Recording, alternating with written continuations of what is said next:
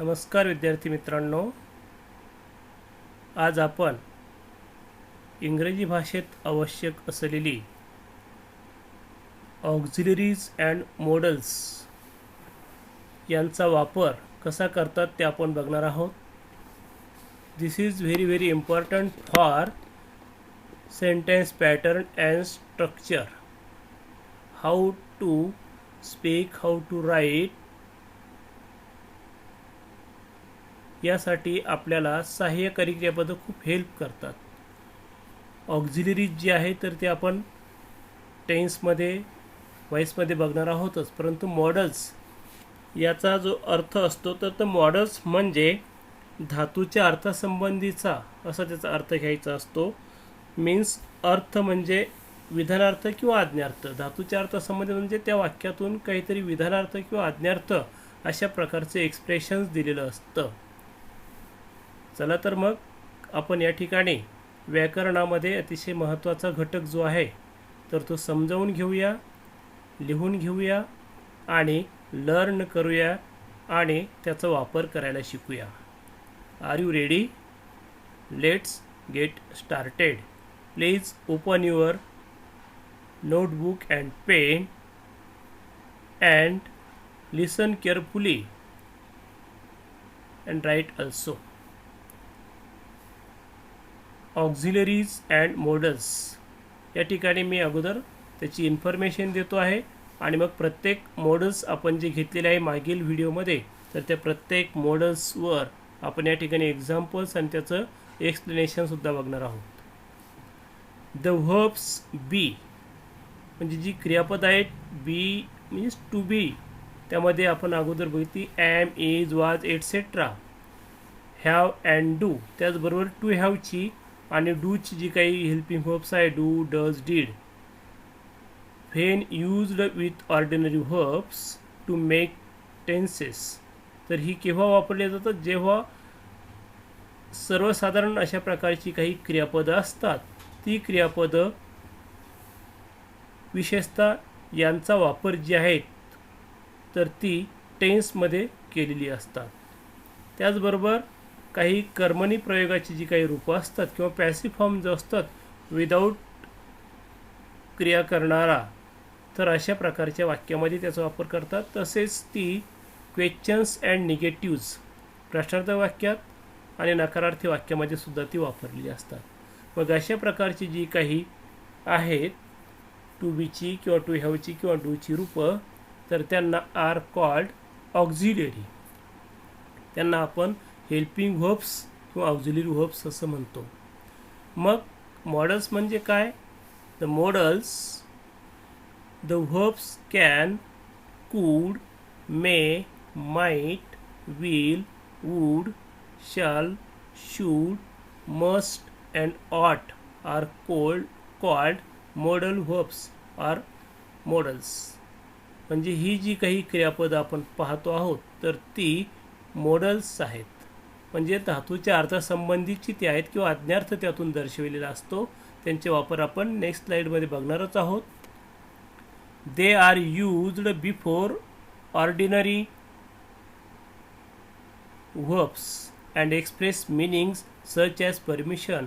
ही जी विशेषतः मॉडल्स किंवा मॉडल व्हर्ब्स किंवा मॉडल्स जी आहेत तर ती कशासाठी वापरली जातात? आपण अगोदर बघितलं की ती ऑर्डिनरी व्हर्ब्स वापरले जातात. तर ही जी आहेत ऑर्डिनरी व्हर्ब्सच्या अगोदर वापरलेली असतात. ऑर्डिनरी व्हर्ब्सच्या अगोदर यांचा वापर होतो आणि त्यातनं सच ॲज कोणकोणते मिनिंग एक्सप्रेस होतात किंवा त्यातून कोणत्या अर्थांचा बोध होतो? जसं की परमिशन परवानगी, पॉसिबिलिटी म्हणजे शक्यता, सर्टन्टी म्हणजे निश्चितता अँड नेसेसिटी म्हणजे गरज इत्यादी अशा प्रकारचे मिनिंग्स त्यातनं असतात. त्याचबरोबर त्यातले जे need and dare can sometimes be use like modal verbs. कधीकधी नीड आणि डेअर हे सुद्धा मॉडल व्हर्ब्स सारखे किंवा मॉडल व्हर्ब्स म्हणून वापरलेले असतात. Modals are often included in the group of auxiliaries. म्हणजे मॉडल्स जे असतात तर ते जे काही हेल्पिंग व्हर्ब्सचा समुदाय संच असतो किंवा गट असतो त्यात ते इन्क्लूड असतात. त्यात ते समाविष्ट असतात. In some grammars they are called modal auxiliaries.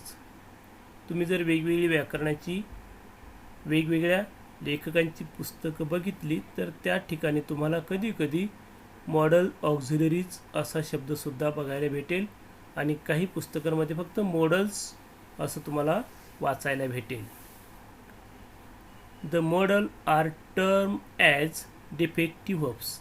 आता मॉडल हा जो शब्द किंवा ही जी संज्ञा आहे तर ही डिफेक्टिव्ह वर्ब्स म्हणून वापरली जाते. तर डिफेक्ट म्हणजे काय? एखाद्यामध्ये काहीतरी सदोष असणे, उणीव असणे किंवा कमतरता असणे. मग ती उणीव किंवा कमतरता भरून काढण्यासाठी या मॉडलचा वापर केलेला असतो. त्यालाच डिफेक्टिव्ह वर्ब्स असे म्हणतात. Because some parts are wanting in them. कारण त्याच्यासोबत आणखी काही घटक हवा असतो. केवळ तेवढ्यावरच त्याचा मिनिंग पूर्ण होत नाही, तर त्याला आणखी लागून काही शब्द यावे लागतात. They have no s in the third person singular. आपण तृतीय पुरुषी एकवचनी करता ज्यावेळेस टेन्समध्ये बघतो तर त्यावेळेस मुख्य क्रियापदाला जसं यस किंवा येस प्रत्यय लागतं तर तसं या ठिकाणी लागत नाही. किंवा they have no I N G and E D forms. किंवा या मॉडल्सचे आय एन जी किंवा ई डी सारखे जसं कॅनचं कॅनिंग आपण म्हणत नाही, शॅलचं शॅलिंग म्हणत नाही, किंवा मेचं मेईंग म्हणत नाही, किंवा त्याला मेड म्हणजे जसं वाक टॉक्ड असं असतं तर तशी त्याची रूपं होत नाहीत. हा भाग मात्र काळजीपूर्वक लक्षात असू द्या. We will turn over the next slide. Friends, now we are going to learn uses of model or main model auxiliaries. आपण या ठिकाणी यापूर्वी जो टेबल घेतलेला आहे तर त्या टेबलमध्ये सेमी मॉडल ऑक्झिलरीज आणि मॉडल ऑक्झिलरीज असा फरक बघितलेला आहे. तर त्या मॉडल ऑक्झिलरीजचा एकदा उपयोग आपण बघू. त्यानंतर जे सेमी मॉडल ऑक्झिलरीज आहेत तर त्यांचाही या ठिकाणी आपण उपयोग बघणार आहोत. चला तर मग या ठिकाणी आपण जे मॉडल ऑक्झिलरीज आहेत तर ते मॉडल ऑक्झिलरीज कोणकोणत्या अर्थाने वाक्यात वापरले जातात किंवा त्यातनं कोणता अर्थ आपल्याला अभिप्रेत असतो ते आपण या ठिकाणी अभ्यासणार आहोत.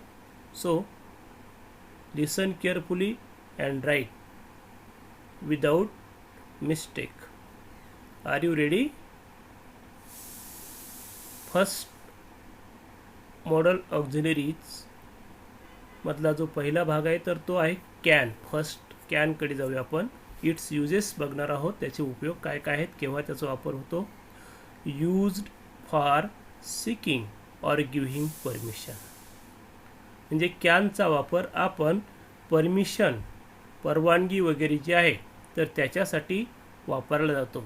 जसं आपण बऱ्याच वेळेस वर्गामध्ये पाहतो किंवा एखादी गोष्ट करण्यासाठी ज्यावेळेस आपण विचारणा करतो तर अशा वेळेस कॅनचा वापर करतात. एक्झाम्पल बघूया त्याचं. Can I borrow your book. म्हणजे मला तू पुस्तक तात्पुरतं उसनं म्हणून देण्यास तयार आहे का? म्हणजे मला तू तुझं पुस्तक देऊ शकतोस का? सेकंड त्याचं आपण एक्झाम्पल बघूया. You can take a break now. म्हणजे तू या ठिकाणी काही काळ विश्रांती घेऊ शकतोस. ब्रेक म्हणजे या ठिकाणी थोडा वेळ थांबू शकतोस. म्हणजे एखादं वर्क करत असताना ते वर्कमध्ये तू थोडंसं थांबून पुन्हा तू त्याला रिझ्यूम करू शकतो. म्हणजे अशा प्रकारचं परमिशन वाचक हा शब्द आहे. जसं आपण मे आय कम इन म्हणतो तर त्याच पद्धतीने याचा मिनिंग होऊ शकतो. त्यानंतर सेकंड जो कॅनचा उपयोग केला जातो तर तो आहे B. Used for indicating ability or possibility. शक्यता किंवा समर्थता एखाद्या गोष्टीची दर्शवायची असेल तर अशा वेळेस कॅनचा वापर करतात. म्हणजे माझ्याकडे ते गट्स आहेत, माझ्याकडे ते गुण आहेत आणि मला ते करता येऊ शकतं किंवा मी ते करू शकतो. तर अशा वेळेस ते दर्शवण्यासाठी कॅनचा वापर करतात. फॉर एक्झाम्पल बघूया आपण. आय कॅन राईट, म्हणजे मी लिहू शकतो, म्हणजे माझ्याकडे लिहिण्याची क्षमता आहे किंवा माझ्याकडे ती समर्थता आहे, म्हणजे तू सांग मी लिहायला तयार आहे, म्हणजे अशा प्रकारची ॲबिलिटी त्यामध्ये आहे. नेक्स्ट एक्झाम्पल बघूया. ही कॅन स्पीक, तो बोलू शकतो, ही शक्यता आहे की त्याला बोलता येऊ शकेल, बोलण्याची शक्यता आहे, म्हणजे त्या ठिकाणी ॲबिलिटी किंवा पॉसिबिलिटी व्यक्त करण्यासाठी कॅनचा वापर करतात. सीकडे जाऊया. सी या पॉईंटकडे. Can generally used for indicating general truths, म्हणजे सर्वसाधारणपणे जे सामान्य सत्य असतं तर ते सामान्य सत्य त्याचा उल्लेख करण्यासाठी किंवा दर्शविण्यासाठी कॅनचा वापर करतात. एक्झाम्पल आपण बघूया. Even an average student can pass this examination. What is average student, म्हणजे सरासरी, फार हुशार नसलेला, म्हणजे ही परीक्षा एवढी सोपी होती की या परीक्षेमध्ये सर्वसाधारण अभ्यास करणारा विद्यार्थीसुद्धा काय होऊ शकतो, पास होऊ शकतो, म्हणजे उत्तीर्ण होऊ शकतो. म्हणजे या ठिकाणी जनरल ट्रूथ्स, कशावरून हे जनरल ट्रूथ्स घेतलं की जे अभ्यासलं, बघितलं किंवा जे काही होतं त्याच्यावरून एक गेस काढला आणि अशा प्रकारचं जनरल ट्रूथ आपण या ठिकाणी बघितलं. सेकंड एक्झाम्पल बघूया. Good communication skill can be an added advantage for any job, म्हणजे ही नेहमीच हे सत्य आहे की जर समजा तुमच्याकडे एखादी चांगली क्वालिटी, एखादा चांगला गुण असेल तर निश्चितच तुम्हाला त्याचा बेनिफिट होईल. म्हणजेच गुड कम्युनिकेशन स्किल, जर तुमचं बोलणं स्पष्ट असेल किंवा एखादी देवाणघेवाण करण्याची पद्धत चांगली असेल किंवा एकमेकाशी तुम्ही संभाषण चांगलं करू शकत असाल तर ते जर स्किल तुमच्याकडे असेल, ते जर कौशल्य तुमच्याकडे असेल तर त्याची शक्यता पुढे काय आहे किंवा त्याचं सत्य काय आहे, can be an added advantage for any job. तर तुम्हाला तुम्ही जो काही कामधंदा, नोकरी, व्यवसाय कराल तर त्याचा जास्तीचा फायदा या स्किलमुळे किंवा अधिकचा फायदा या स्किलमुळे तुम्हाला होऊ शकतो. डी घटकाकडे जाऊया आपण. Used for can generally used for making formal request, याला औपचारिक अशा प्रकारची विनंती म्हणतो, तर त्या रिक्वेस्टसाठी सुद्धा जनरली याचा वापर केला जातो. जसं आपण मे आय कम इन सर असं म्हणतो की नाही, तसंच कॅन आय कम इन असंही म्हणता येऊ शकेल तुम्हाला. इथे एक्झाम्पल बघूया आपण. Can you post this letter for me, म्हणजे तू माझ्यासाठी हे पत्र टपाल कार्यालयातील पेटीमध्ये तू टाकू शकतो किंवा तिथपर्यंत तू घेऊन जाऊ शकतोस का, म्हणजे एक प्रकारची विनंती केली आहे त्याला. सेकंड एक्झाम्पल बघूया आपण. Can I see your price list, म्हणजे माझी अशी विनंती आहे की तुम्ही मला तुमची प्राईस लिस्ट, जी काही तुमची किंमत वगैरे एखाद्या वस्तूची असेल तर त्या किमतीची यादी, म्हणजे मूळ किंमत काय आहे ते मला पाहता येईल का, अशा अर्थी एक फॉर्मल रिक्वेस्ट. जरी प्रश्नार्थक चिन्ह असते तरी त्यातनं तुम्हाला फॉर्मल रिक्वेस्ट दिसेल. म्हणजे can I see your price list, तुमची मी या ठिकाणी किंमतीची यादी बघू शकतो का, अशा प्रकारची विनंती यातनं आपल्याला कळते. Friends, I hope that you learn this model or model auxiliaries by heart and hope that you can use in your day-to-day life. Thank you. Have a nice day. We will meet in next video.